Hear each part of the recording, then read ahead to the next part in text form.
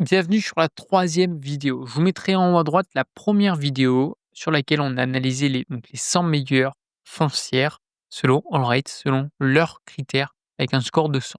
J'ai également fait une deuxième vidéo parce que la liste est un peu longue, hein. Il y a énormément de foncières, surtout aux US. Donc j'ai fait une deuxième vidéo. Et aujourd'hui, c'est la troisième vidéo. On arrive à la fin, hein, pas d'inquiétude. Donc n'hésitez pas en tout cas à regarder, hein, les 2 premières, ça vous donne des idées. Je vous donne à chaque fois mon point de vue. En aucun cas mes propos sont des conseils en investissement. Je vous ai présenté sur les 2 dernières, on a quand même des sociétés qui me semblent intéressantes aujourd'hui. J'ai même à titre perso, pour rentrer, pourquoi pas. D'autres qui sont évidemment survalorisées, mais il y a toujours des opportunités sur le marché. Alors, on s'était arrêté à celle-ci, Un Properties, on était sur de l'office et c'était loin d'être catastrophique. C'est, je pense, une des seules qui arrive du moins à survivre, mais selon moi, ça ne mérite pas un 100. On repart au Canada avec City REIT.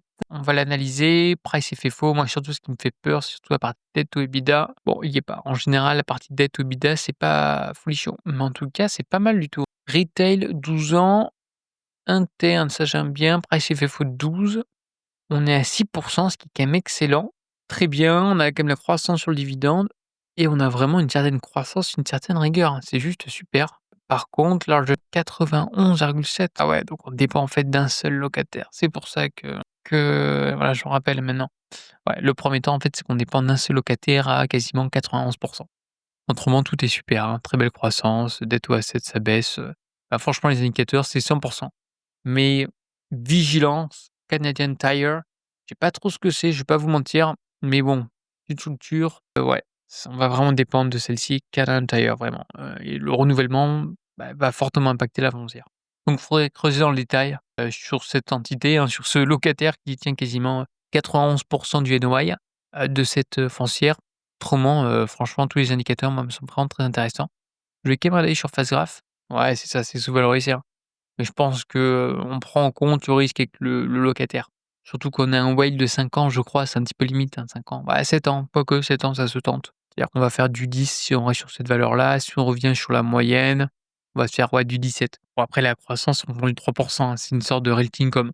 Je préfère avoir quand même Realty Income en portefeuille que celle-ci. Mais intéressant, au moins au Canada. J'aimerais bien avoir quand même une petite foncière au Canada pour diversifier mon portefeuille. Acadia Realty. Retail 32 ans, on paye ça quasiment 15 fois, c'est un peu cher. Attention aux dividendes, on a eu quelques petites coupures. Dette au EBITDA, attention. Et revenus par action, c'est pas folichon, il y a pas une jolie croissance comme on a vu juste avant. Donc non merci, on va pas creuser en détail, ça ne sert à rien. Four Corner Property, jolie boîte, ça se paye 13 fois aussi du retail.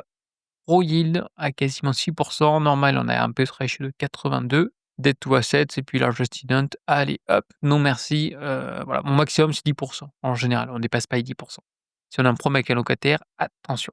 Évidemment qu'il faut, lorsqu'on investit, puisqu'on peut tout à fait investir dans ce genre de structure, il faut absolument faire une due diligence sur le locataire. Donc, Olive Garden, si vous souhaitez investir sur cette foncière ou l'autre qu'on a vu, la celle qui était canadienne, pourquoi pas. Analyser en profondeur aussi, le locataire. C'est indispensable pour connaître du moins la solvabilité et si, lorsqu'on va arriver à échéance, est-ce que le locataire est solide ou non, pour encaisser un loyer qui risque peut-être de s'apprécier. Une autre boîte, moi, qui m'intéresse, qui est quand même pas mal, ça correspond du moins à mes critères, c'est Invest Trust Property. Très, très belle boîte. Ça se paie un petit peu cher, je trouve, par rapport à ce que c'est. Peu de ratio, super, 50, c'est vraiment ridicule. Boîte récente, mais on a quand même de la croissance, hein. Pour du retail, on est quasiment à 3,5, 4, c'est quand même pas mal du tout. La dette, super bien, c'est très, très bien maîtrisé. Occupancy, c'est super. On baisse en surface. Il faut regarder le détail. Et largest tenant, pareil, 3,5. Moi, ça correspond complètement à mes critères. Je vais pas vous mentir, ça se paye, je trouve, un peu cher. Il y en a pas beaucoup de croissance, c'est ça que je comprends pas. Au niveau du cours de bourse, vous allez voir, hein, je vais quand même vous le montrer. Hop, voilà, c'est flat, ça ne fait rien. Donc, j'aime pas trop, quand, il y a pas d'inertie dans le cours de bourse. IVT, Investor c'est celle-ci. Voilà, ça ne fait rien. C'est-à-dire que la personne qui investit, même en 28 fois sur de prix, mais voilà, à 20 fois, en 2023, bah, elle a quasiment rien fait, quoi. Qui est quand même dommage. Mais 18 fois, ça se fait un peu cher, je trouve, même sur les canaux de la croissance, mais pourquoi pas la taper vers 15? Moi, je pense que ça m'intéresserait sur 15 parce que c'est une boîte qui est très peu endettée, c'est une boîte qui est récente, qui a de la croissance, on est sur du retail. Ça peut être pas mal. Je regarderai lorsque, on arriverait sur des niveaux de valorisation qui me semblent un peu plus, cohérentes avec le type de structure. Mais voilà, belle société en tout cas moi que je surveille. On passe à l'hôtellerie, c'est la 1re sur l'hôtellerie. Moi, je suis pas très fan de l'hôtellerie, de toute façon, on va voir pourquoi. Donc petite boîte, on paye ça pas très cher, c'est normal. Le yield, bon, voilà, on a quand même des années où on a quasiment aucun dividende, ça à prendre en compte. Forward dividend, très grosse croissance parce qu'à ma vie, il était coupé, peu très 30.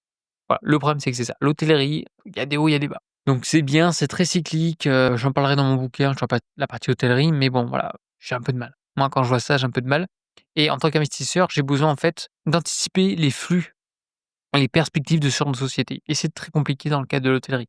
C'est pour moi, c'est un petit peu trop cyclique. Voilà, elle avait pas fait grand-chose, on paye ça à 8-9, on paye ça combien ici quasiment? Voilà 9, on fait rien et on prend un vieux dividende à 3. Moi, c'est pas, le genre de société qui m'intéresse. On repart au Canada, ce qui me fait peur, donc petite boîte, pourquoi pas, une small cap, j'aime bien, price FFO 10. Et juste la partie dette to EBITDA, j'ai un petit peu peur. Elle est pas mentionnée. Dommage, dommage, dommage. Généralement, les parties dette to EBITDA sont quand même assez importantes.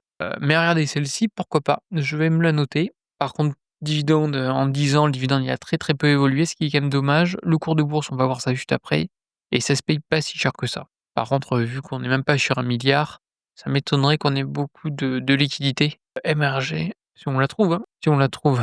On trouve même pas tellement qu'elle est petite celle-là. La voilà, on est bien du dollar canadien. Ouais, ouais, ça se paye 12 fois, OK.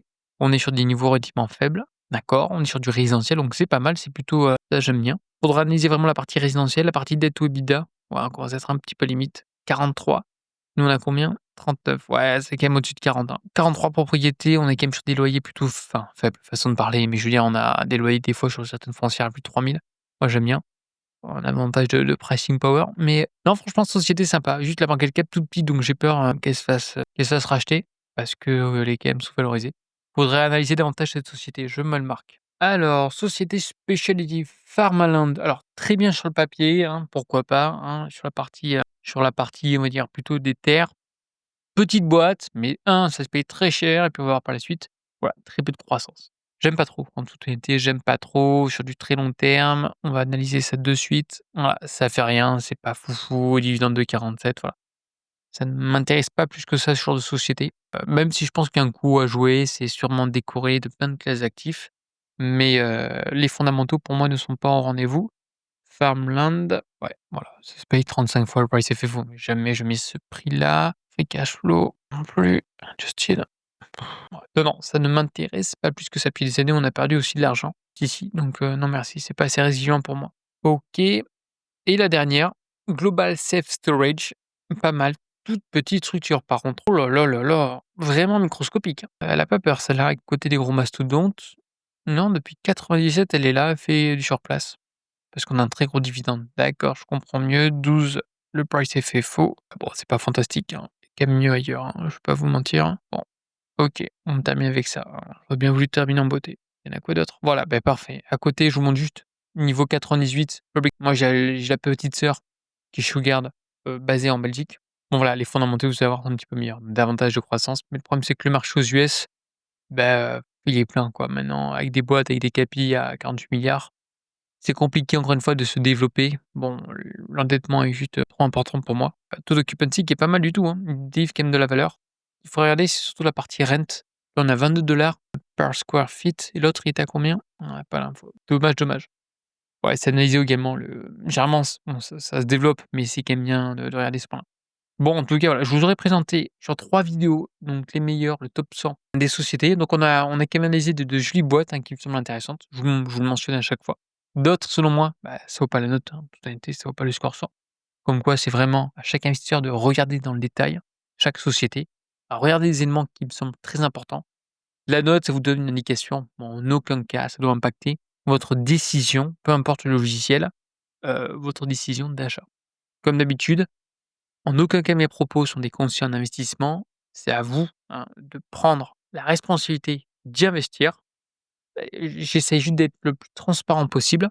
D'une part à travers mes vidéos sur YouTube et d'autre part à travers Patreon où je vous transmets souvent des analyses gratuites. Encore une fois, des analyses poussées, plus de 20 pages où je vous donne ma vision et je décortique au maximum la foncière car il y a quasiment j'ai créé ma chaîne parce qu'il n'y avait pas de chaîne YouTube sur les foncières à côté. C'est pour ça. Et encore une fois, je suis également sur la partie Seller Acquisition. Donc n'hésitez pas à liker, n'hésitez pas à vous abonner.